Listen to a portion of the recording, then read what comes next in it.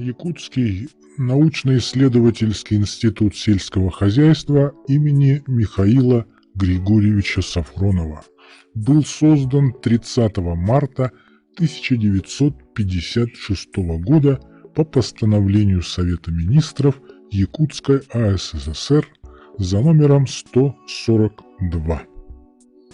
Сегодня в штате института 154 работника, из которых 83 научных сотрудника, в том числе 13 докторов наук и 40 кандидатов наук. В структуру института входит 14 научных подразделений. Это отдел социально-экономического развития села, лаборатория картофелеводства и агроэкологии, лаборатория ягодных культур, лаборатория селекции и семеноводства кормовых культур,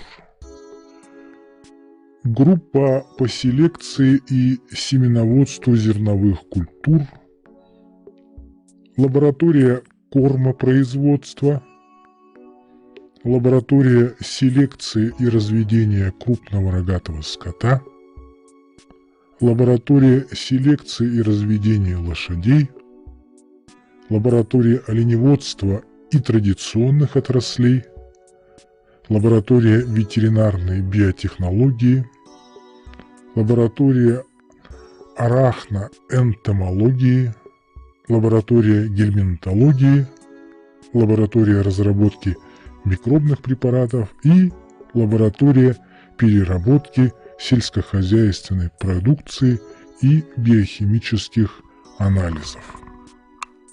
В ЯНИСХ создана научная школа ветеринарной медицины профессора Сафронова, которая включает 10 докторов наук. Новизна научных достижений этой школы ветеринарной медицины подтверждена более 50 патентами Российской Федерации, многочисленными дипломами и медалями. Предметом гордости института являются успехи в изучении микроорганизмов, гельминтов и насекомых, разработка вакцин против опасных инфекционных болезней, сельскохозяйственных болезней. В 1985 году ученые института совместно с практической службой с помощью научно обоснованных систем борьбы полностью оздоровили республику от бруцеллеза крупного рогатого скота, а в 1988 году от туберкулеза. В настоящее время ведется разработка вакцины против бруцеллеза северных оленей. Разработаны вакцины против мыта, сальмонеллезного аборта и ассоциированные против мыта, ринопневмонии и сальмонеллеза.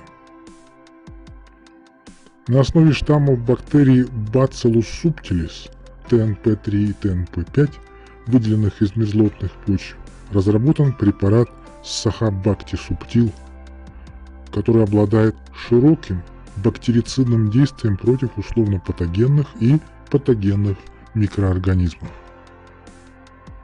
Разработан проект технологии защиты северных оленей от кровососущих двукрылых насекомых и имаго-оводов в условиях Якутии. При этом экономический эффект на 1 рубль затрат составляет почти 29 рублей. Изучена особенность распространения зоонозных гельминтозов и разработан комплекс ветеринарно-санитарных мероприятий для снижения риска заражения возбудителями зоонозов животных и человека с учетом природно-климатических условий и социально-экономических преобразований в Республике Саха-Якутия. В настоящее время институт обладает 46 патентами на изобретения, 15 патентами на селекционные достижения, 3 базами данных и 20 лицензионными договорами. Институт, осмысливая свою историю, планирует свое будущее, которое неразрывно связано со всеми народами республики. Сельскохозяйственная наука поднимает их традиционные знания и опыт до научного уровня. Сорта зерновых, многолетних трав, картофеля, породы лошадей и оленей, созданных нашими селекционерами, заинтересовали ученых многих стран мира. То есть традиционные ремесла коренных народов Якутии признаны мировым сообществом. Это начало возрождения народов, создавших уникальные породы домашних животных и сорта растений, не имеющих аналогов в мире. Институт развивает международное сотрудничество с Институтом природных ресурсов Финляндии по иммуногенетическим исследованиям, Казахским национальным аграрным университетом и Казахским научно-исследовательским институтом животноводства и кормопроизводства по продуктивному табунному коневодству, а также с 2 академиями сельскохозяйственных наук Китая по изучению, сохранению и использованию генетических ресурсов растений и применению микробиологических препаратов.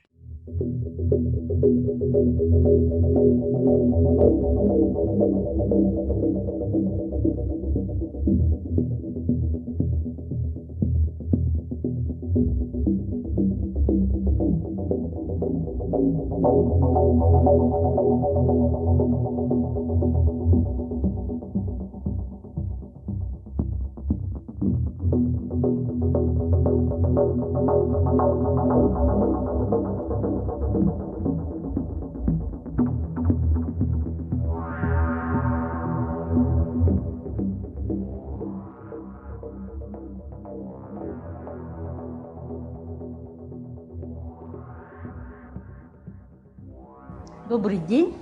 Мы работаем в научно-исследовательском институте сельского хозяйства имени Михаила Григорьевича Сафронова и являемся сотрудниками лаборатории гельминтологии. Наша лаборатория изучает паразиты у животных, диких, домашних животных и у рыб. Не грех признаться, что лошади заражены паразитами, гельминтами 100%. Начиная уже жеребенок как родится, он уже сразу же заражается гельминтами. И, возможно, даже в утробе матери он рождается с гельминтами. Чтобы лошади, жеребята, которые мы забиваем осенью, должны быть свободны от гельминтов. Для этого мы должны сделать дегельминтизацию. Паразиты, гельминты, да, ленточные гельминты, которые паразитируют у рыб, у щуки, карася и других видов рыбы, паразитируют такие ленточные гельминты. Посмотрели, да? Видите? Потом, они, конечно, для человека безопасны, но может быть токсические, да, от этих гельминтов содержатся их токсины. Да. Эхинококком половозрелым заражены собаки, волки, лисы, и вот песы, да.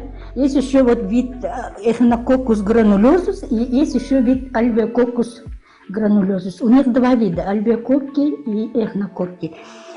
Вот эти маленькие ленточные черви, они содержат очень много яиц содержат, да, и они в нашем условии, да, зимой, когда у нас даже минус 50 градусов, они не замерзают.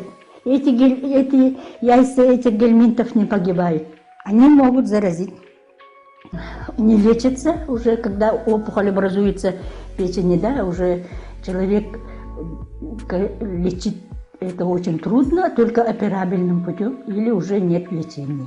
Смотря, они очень долго развиваются, десятилетиями, да, в организме, и это очень опасно. Как мы видим и вот рассказали, да, что почти у всех животных есть гельминты, да? От домашних животных, кошек, собак, лошадей, жеребят. Рекомендуем соблюдать личную санитарную гигиену. Это самое главное. Мы вас познакомили с некоторыми гельминтами и с нашей работой, которую мы делаем в научном институте.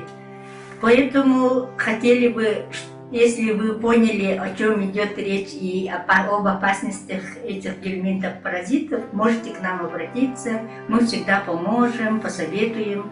И, конечно, если какие проблемы, то можем даже лечить.